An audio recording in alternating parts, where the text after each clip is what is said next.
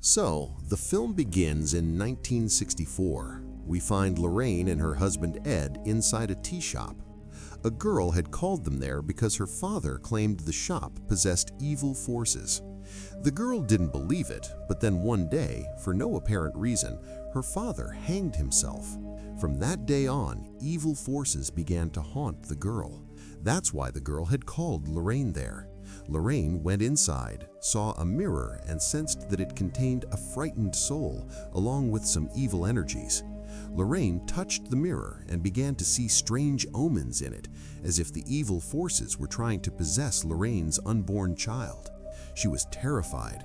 Suddenly, a storm and rain began outside. Lorraine began experiencing stomach pains and was admitted to the hospital. Lorraine gave birth to a daughter, but she was stillborn. As soon as the baby was born, many paranormal events occurred in the hospital. Lights flickered and then went off, and objects broke during a violent storm, scaring even the doctors. Lorraine sensed the same evil energy that was inside the mirror. It was the same evil energy causing everything that was happening. Crying, Lorraine prayed to God to save her daughter, and surprisingly, a minute later, the baby was alive. Given the conditions in which this child was born, it was impossible for her to be a normal human being. Like her mother, she had been seeing evil visions since childhood, which frightened her. Wanting to keep her daughter's life normal, Lorraine explained that these things were nothing more than hallucinations and taught her some magical spells that would ward off these things. Lorraine hadn't looked at the mirror case since Judy was born, as its evil energy was threatening to harm her daughter, and Lorraine wanted to keep her away from it. Although Lorraine and Ed had solved thousands of paranormal cases throughout their lives, they had always kept Judy away from it. The movie now flashes forward approximately 22 years. We see John's family, consisting of 9 members, having just moved into a new house. John brings his daughter an antique mirror as a gift, the same evil mirror we saw at the beginning of the movie. As soon as it arrives, the mirror's evil energy begins to manifest. As they prepare to cut the cake together, the candles suddenly go out, and at the same time, the ceiling collapses and falls on them, severely injuring John's daughter. At this point, the scene cuts to a true story, revealing that this was the most dangerous paranormal incident in Lorraine and Ed's lives, deeply impacting them. The movie resumes, and we see Lorraine at home having dinner with her family. She then sees a hand of evil energy on her daughter Judy's shoulder, which Judy can also see. Lorraine gestures to her to relax and chants the same spell she used to ward off evil energy. Judy herself recites it, and the hand disappears. But for the first time, Lorraine was frightened by all this, as she sensed it was the same powerful energy that appeared to Judy when she was born. The scene cuts back to the house where the mirror was left. A doll begins to levitate and make noises, all of which unfold before John's daughter's eyes. In the same house, we also see Janet, John's son's wife. She also hears footsteps behind her while washing clothes. Next, we see Janet in the kitchen. She's talking on the phone when someone from behind starts pulling her phone line. She thought it might be the children, but there were no children there. Janet becomes extremely frightened after realizing this. It's shown that John's daughter, who saw the doll flying in the air, also sees an old ghost behind the doll. The children are so frightened that when John, his father, and her brother return home that night, she tells them everything. Neither of them believes her, but Janet is convinced that something is wrong with the house because strange things have been happening to her since morning. Here we see Heather, on whom the ceiling first collapsed. She tells her sister, "I don't like this mirror, especially the wax seal on it. It really scares me." Although her sister teases her after hearing this, she then helps Heather and they take the mirror out of the house. They take it outside to throw it away. In the morning, it's shown that the mirror was being taken away by the municipal workers. As soon as the mirror falls inside the municipal truck, it breaks. Meanwhile, on the other side, John's daughter begins vomiting blood, and pieces of the mirror that broke in the truck begin to come out of her mouth. Seeing the girl's condition, they take her to the doctor, but now everyone is convinced that something is definitely wrong with this house. The scene cuts to Ed, Lorraine's husband, at the doctor, where the doctor tells him that his heart is no longer in good condition. His heart won't be able to withstand another heart attack. Therefore, he needs to take extra care of himself and stop everything he does. After all this, Ed returns home and his daughter Judy tells him that she invited a friend to her birthday party whom she wants to marry. The next day, at her birthday party, we see Judy accompanied by her friend Tony. During this party, Ed takes all the guests to his museum where he has captured evil energies within artifacts.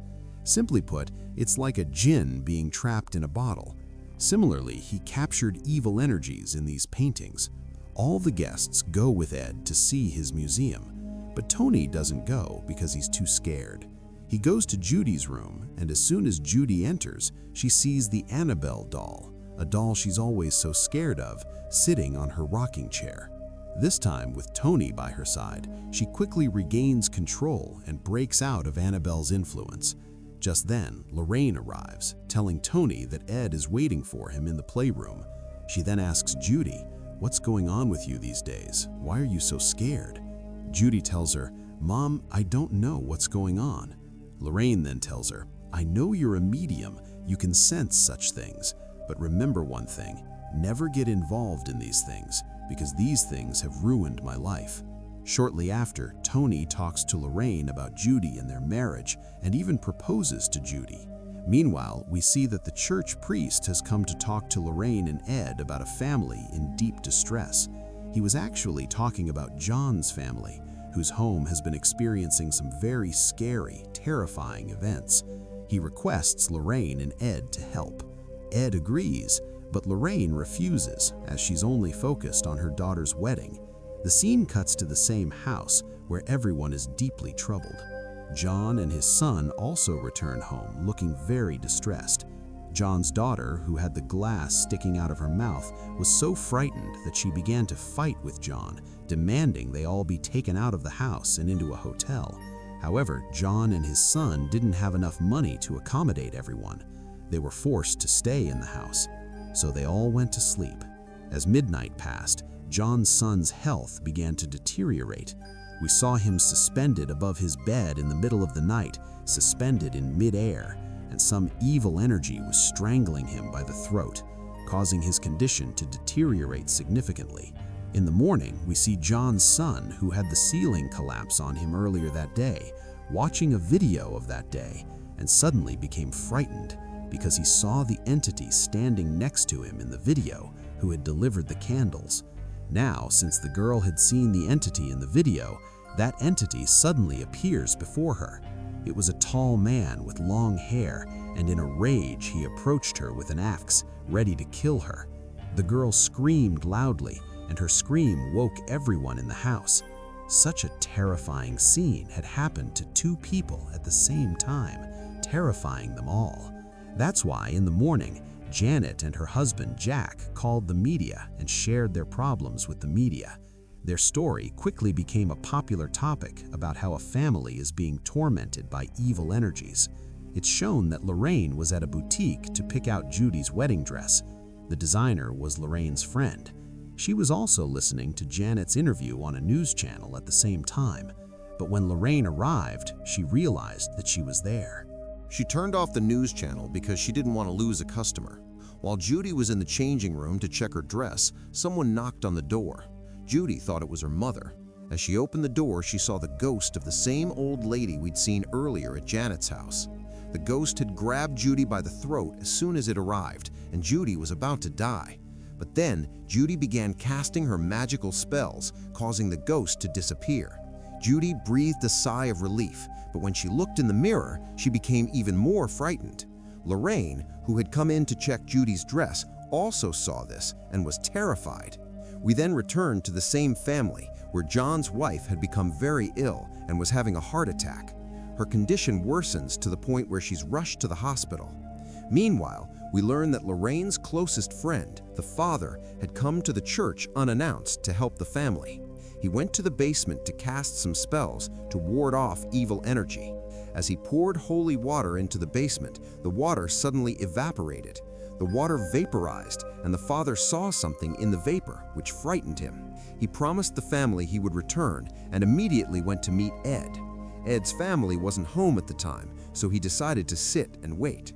As he sat down, his nose started bleeding, and the phone rang. He answered the phone, and a hushed voice told him that his work was finished and he could leave. The call ended, and the doors and lights in the room suddenly shut off. The entire room goes dark, and we see that the knobs in the room have also turned upside down. The knob that previously held the Holy Cross also turns upside down, a sign that evil energy has taken over the room. Father saw this demon entering. He picks up the crucifix to protect himself, but his crucifix also catches fire. The burning of the crucifix causes Father to panic and become frightened for a minute. His sheer panic leads to the evil energy possessing him as well, and he strangles himself with a wire inside. Lorraine and Ed are also deeply saddened and shocked by his death. When Judy touches Father's grave at Father's funeral, she sees a strange vision. She then questions the church members about where Father went before his death. The church members tell her about John's family. The next scene shows Lorraine at home. While washing dishes, she sees a strange, terrifying vision. She notices Judy's locket has fallen into the water, and instead of her picture, there's blood in it. Suddenly, the entire kitchen is filled with blood. Lorraine is terrified by this vision as Ed holds her. Lorraine is terrified knowing the meaning of this vision, that her daughter Judy's life is now in danger.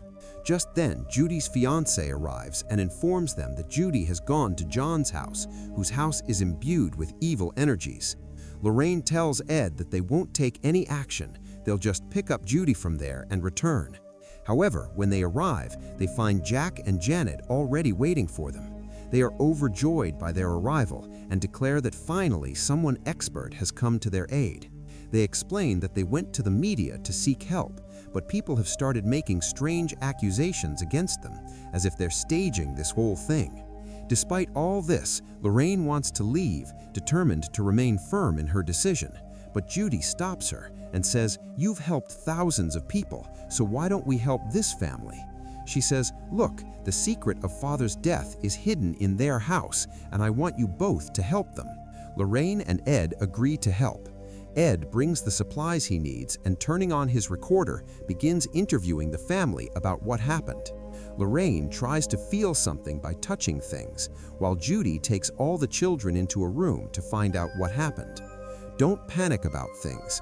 While investigating this house, Lorraine goes upstairs and sees a doll behind Judy. She had felt the doll moving, but before she could take it, a girl came and took it away. Then Lorraine goes into a room where she feels a hand moving under the sheets, and she realizes that evil energy is definitely somewhere here. It was coming down from above. Then we see 3 strange holes in the door, which are transparent. Looking at these holes, Lorraine understands the whole story and goes to tell Ed that there are actually 3 spirits inside this house: a woman, her daughter, and her husband. Lorraine tells Ed that the husband who lived in this house was extremely cruel. He used to abuse his wife, and his wife also used to earn money. In an attempt to escape all this, the man's wife befriends someone else, and when the man learns of this, he takes an axe in a rage and brutally kills his wife and daughter, after which he takes his own life. This long-haired man is the same ghost we've seen before in front of John's daughter. Hearing this, Ed says, "These are just ordinary spirits. There's nothing to be afraid of. We've already brought so many souls to their end and locked them up, so this isn't difficult for us." Lorraine then explains, "The story isn't that simple. These 3 ghosts are merely puppets, and there's another more powerful evil energy driving them to evil or other evil deeds." Lorraine explains, "I can't see it, and that's the most difficult and stressful thing." Ed now asks her, "If there's an evil energy here, why hasn't it possessed anyone in this house?" Ed says, "Look, in all the cases we've solved before, the evil energy has possessed someone. What's so new about this case?" The scene cuts to show Judy hearing her mother's voice from upstairs. Following the voice, she goes up to the attic, where we're shown the same mirror from the beginning of the movie which contained the evil energy. We also learned from Lorraine's vision at the beginning of the movie that the evil energy desires Lorraine's daughter, Judy. Finally, the mystery begins to unravel, revealing why the evil energy didn't possess them all. It was simply trying to scare them all into bringing Lorraine and Judy here so it could meet Judy. Here, Judy touches the mirror and a strange commotion erupts in the room. A square appears to read, "Miss Me." Miss Me was always used with the Annabelle doll, and Miss Me was written because Judy was terrified of the Annabelle doll. This evil energy exploited Judy's fear. Judy, frightened, went into another room and the Annabelle doll lying there suddenly grew much larger. Judy, frightened again, was about to leave the room and descend when someone knocked her down the stairs. Hearing Judy's fall, everyone rushes over and Judy tells Lorraine, "Mom, there's something up in the attic." Lorraine, upon reaching the mirror, is terrified because the thing she's been running from all her life, protecting her daughter, is now after them. Touching the mirror, she becomes even more terrified as the mirror gives her an even more dangerous feeling. Finally, they tell everyone the story of this mirror, that they found it at the very beginning of their career. Lorraine was terrified by the visions of that day, and because her daughter had narrowly escaped death, they were afraid of this mirror and never solved the case. They never tried to find out what happened to the girl who called them for help, because the real evil was in that mirror. So they decide to take the mirror to their home museum, where they have already kept many similar objects. They begin preparing to take the mirror away, while the dog begins barking incessantly. They tied a sheet over the mirror and put several belts on it to prevent the sheet from coming off and preventing them from looking inside. If they had lifted the mirror, they would have done it, but suddenly the mirror becomes extremely heavy. Ed knew it was the evil one who was behind this, as he didn't want the mirror to be taken out of the house.